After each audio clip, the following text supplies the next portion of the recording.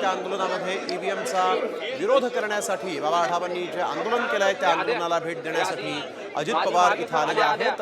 यावेळेस आपण बघतोय की अजित पवार बाबा आढाव यांची भेट घेत आहेत आणि त्यांना ईव्हीएमच्या विरोधात ज्या बाबा आढावांनी प्रश्न उपस्थित केलेले आहेत त्या संदर्भात इथं चर्चा सुरू आहे। बाबा आढाव यांनी आत्मक्लेश आंदोलन केलं होतं ईव्हीएमच्या विरोधात 3 दिवस हे आत्मक्लेश आंदोलन सुरू होतं। आपल्याला माहिती आहे या आंदोलनाच्या पहिल्याच दिवशी रोहित पवार यांनी देखील बाबा आढावांची भेट घेतली, शरद पवार देखील बाबा आढावांच्या भेटीसाठी पोहोचले आणि आता अजित पवार हे बाबा आढाव यांच्या भेटीसाठी इथं दाखल झालेले आहेत। यावेळेस आपण बघतोय की बाबा आढाव यांच्या सोबत अजितदादा चर्चा करतायत। ईव्हीएमच्या विरोधात या ठिकाणी हे आंदोलन करण्यात आलेलं आहे आणि याच आत्मक्लेश आंदोलनामध्ये यावेळेस अजित पवार आलेले आहेत आणि त्यांनी बाबा आढाव यांच्याशी चर्चा केली।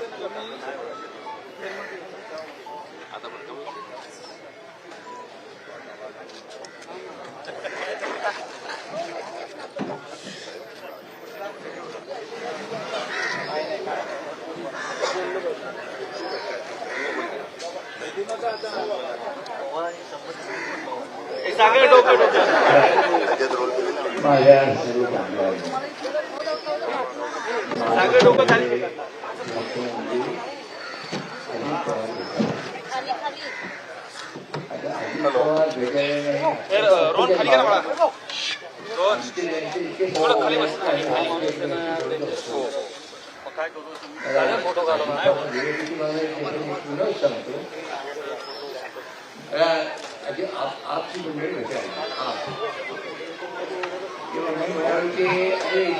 अगोदर एक आप आहे बघायला पाहिजे तुला माहिती असं कसं आधी अनंतराव पवार म्हणजे आप आणि दुसरं कोण असू शकतो।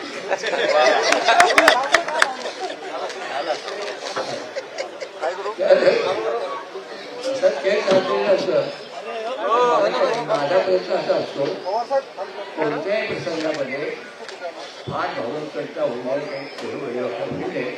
काही दादांनी मला आल्यावर विचारलं तुम्ही कशाला का बसला आणि मी तरी मशीवर चर्चा केली। दादांनी सांगितलं की दादा 2 गोष्टी माझ्या पहिल्यांदा 2 गोष्टी होत्या आणि तिसरी गोष्ट पहिली गोष्ट की महाराष्ट्राच्या बाजूच्या एरिया होत्या की जे पासून आज करायचं एवढ्या निवडणुका सगळ्या निवडणुकांच्यापेक्षा या आणि तो इतका झाला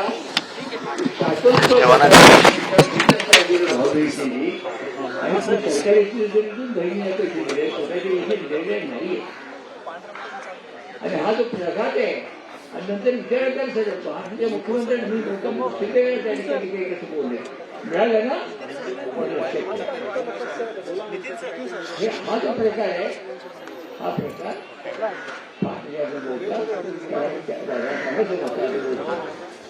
2 नंबरचा हे होता की दादा लोकसभेच्या निवडणुकीत झालेलं मतदान याच्यामध्ये जो एकदम बदल झाला एकदम बदल झाला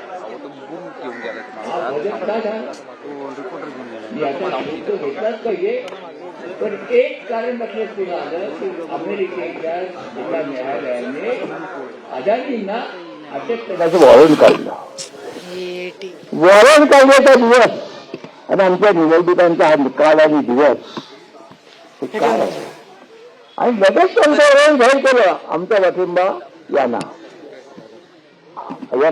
तुमच्या आज म्हणजे काय चर्चा नाही काय नाही। आता या प्रश्नांच्या विषयाची चर्चा पार्लमेंटात सुरू करून म्हणलं तर ते म्हणतात चर्चा करायची नाही।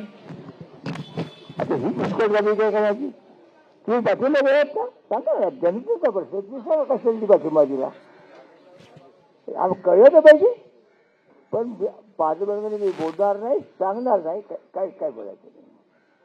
आणि सगळे काही अगदी उत्तम झाले असं सांगायचं. या दोन प्रश्नांच्या मध्ये त्याच्यात आणखी हा तिसरा प्रश्न आला. मी बदलणार गेलो, मला दिसायला कमी दिसतात तिथे अंधार कसे येतात.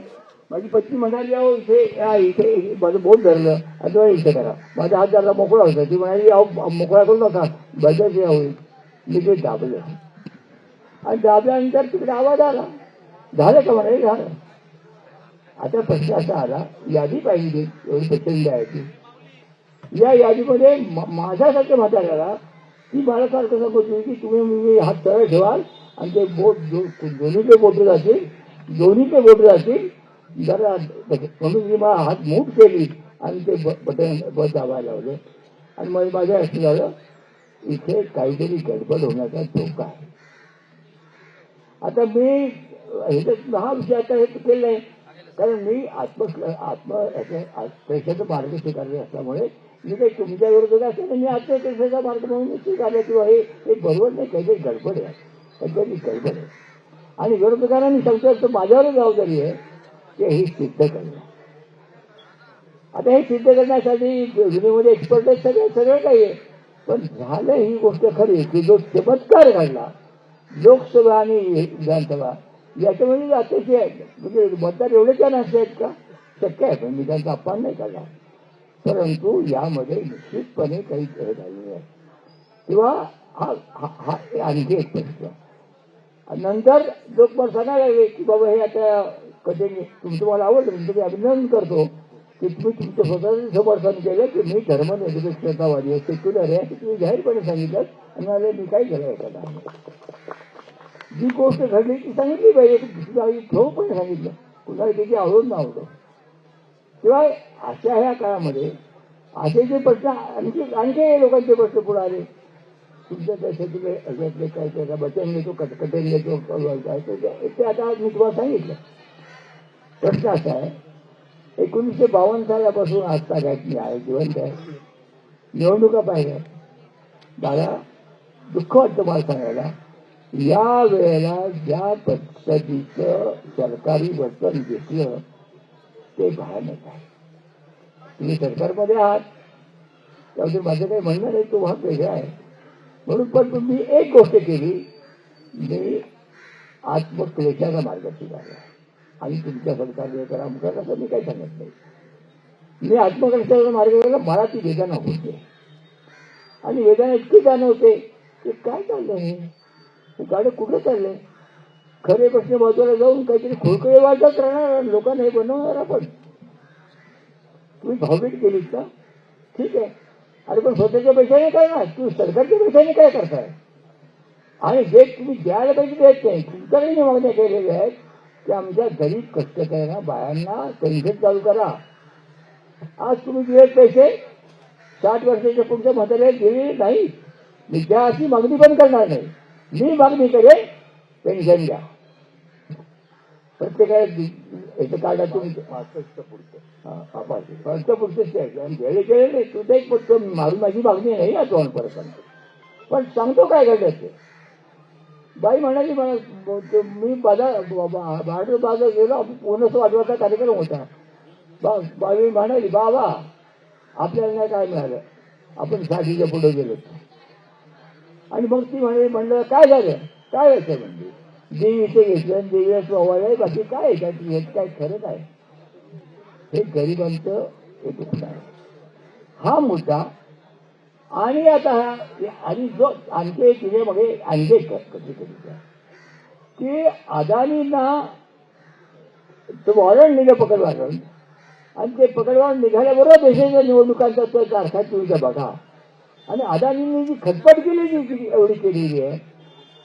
आणि आम्हाला दिसतं की हा मुद्दा हा फॅक्टर दुर्लक्षित चालणार नाही. परकीय हस्तक्षेप होणं आणि ते जास्त निवडणुका जिंकण्यासाठी काही म्हणजे भारतीय नाव घेऊन करत असतील तर त्याचा सुद्धा शोध झाला पाहिजे. दुर्लक्ष करून चालणार नाही. भारतीय साहेब माझं म्हणणं नाही या प्रकाराचा छेद घेतला गेला पाहिजे. सकाळी पवार आहे होते त्यामुळे ते सांगितलं ते काही बोलले नाही ते पण मी तुम्हाला मुद्दाम सांगतो आताही मुद्दाम सांगतो की हे जे सगळं झालंय ते अशा बरेच प्रश्न आहेत.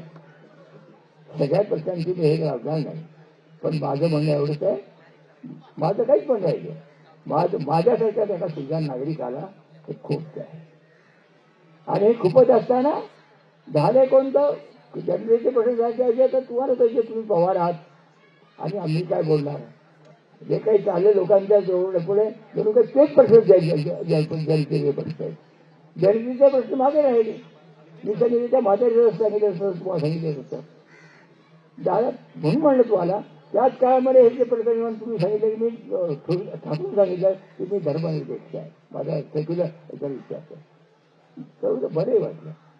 माझं म्हणणं तीच भूमिका जरा आता आम्ही जे प्रश्न मांडतोय आपल्या भागात आम्ही जे कुठे म्हणतो की सिद्ध करा, विरोधकांचं एक आम्ही काही सिद्ध करतो बरोबर आहे. त्यात काही काय सरकारचं चुकीचं वाटत नाही. कारण सरकार सगळे नाही पण गेलं आणि माघारी आलं ठीक आहे. ती जाऊ त्याचं विश्वकुमार चौधरी वगैरे म्हणले आहे की मी त्यांना मुद्दाम सांगेन की हे आपलं काम आहे हे सिद्ध करण्याचं, तेव्हा ते सिद्ध करायचं काम आपलं आहे. ती जाऊ द्या ठीक आहे. पण माझं म्हणणं आहे की आता बराच पाढा वाचता येतो तर मी वाचत नाही.